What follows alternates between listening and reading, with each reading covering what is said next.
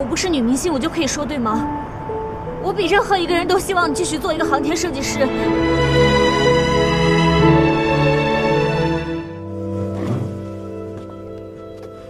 老师，对不起，我们不打扰你和师母吃饭了。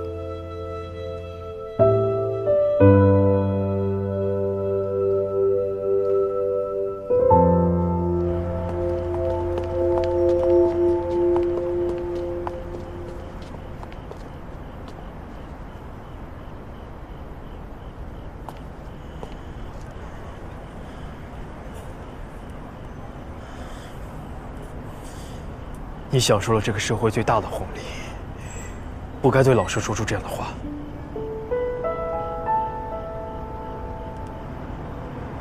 你是什么意思？如果我不是乔晶晶，我不是女明星，我就可以说对吗？我只是想帮你说话。我比任何一个人都希望你继续做一个航天设计师。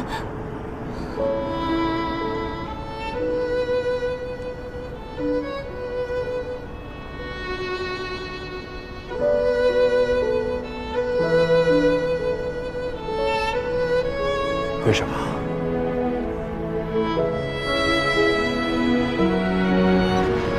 晶晶，刘老师，你们怎么在外面啊？